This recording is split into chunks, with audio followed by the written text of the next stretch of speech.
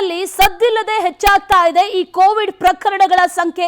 ದಿನದಿಂದ ದಿನಕ್ಕೆ ಕೋವಿಡ್ ಪ್ರಕರಣಗಳು ಹೆಚ್ಚಳ ಆಗ್ತಾ ಇದೆ, ನಂಬರ್ಸ್ ಇನ್ಕ್ರೀಸ್ ಆಗ್ತಾ ಇದೆ, ಆತಂಕ ಹೆಚ್ಚಾಗ್ತಾ ಇದೆ. 300ರ ಗಡಿ ದಾಟಿದೆ ಕೊರೋನಾ ಪ್ರಕರಣಗಳು. ಈಗ ಬೆಂಗಳೂರಿನಲ್ಲಿ ರಾಜ್ಯದಲ್ಲಿ 344 ಕೋವಿಡ್ ಪ್ರಕರಣಗಳು ಸಕ್ರಿಯವಾಗಿದೆ.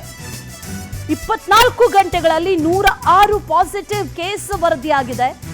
ರಾಜ್ಯದಲ್ಲಿ ಈ ಪಾಸಿಟಿವಿಟಿ ರೇಟ್ ಇನ್ಕ್ರೀಸ್ ಆಗಿದೆ. 7.35 ಪಾಸಿಟಿವಿಟಿ ರೇಟ್. ಕಳೆದ 24 ಮಂದಿಗೆ ಸಾಕಷ್ಟು ಸಂಖ್ಯೆಯಲ್ಲಿ ಟೆಸ್ಟ್ ಅನ್ನ ಕೂಡ ಮಾಡಲಾಗಿದೆ. ಅದರ ಜೊತೆಯಲ್ಲಿ 24 ಗಂಟೆಯಲ್ಲಿ 106 ಮಂದಿಗೆ ಕೊರೋನಾ ಪಾಸಿಟಿವಿಟಿ ಕಂಡು ಬಂದಿದೆ.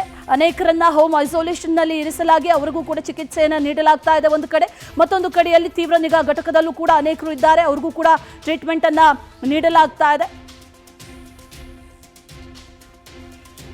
ಇನ್ನು ರಾಜ್ಯದಲ್ಲಿ ಕೊರೋನಾ ಆರ್ಭಟ ಮುಂದುವರೆದಿದೆ. 21 ಮಂದಿಗೆ ಆಸ್ಪತ್ರೆಯಲ್ಲಿ ಚಿಕಿತ್ಸೆಯನ್ನು ನೀಡಲಾಗ್ತಾ ಇದೆ. 323 ಮಂದಿಗೆ ಹೋಮ್ ಐಸೋಲೇಷನ್ ನಲ್ಲಿದ್ದಾರೆ. ಇನ್ನು 7 ಜನ ಐಸಿಯುನಲ್ಲಿ ಟ್ರೀಟ್ಮೆಂಟ್ ಅನ್ನ ಕೂಡ ತಗೊಳ್ತಾ ಇದ್ದಾರೆ. 24 ಗಂಟೆಗಳಲ್ಲಿ ಗಮನಿಸ್ತಾ ಇದ್ದೀವಿ 106 ಪಾಸಿಟಿವ್ ಪ್ರಕರಣಗಳು ವರದಿಯಾಗಿರೋದು. ಹಾಗಾಗಿ ಆತಂಕ ಸರ್ವೇ ಸಾಮಾನ್ಯವಾಗಿ ಕಾಡ್ತಾ ಇದೆ.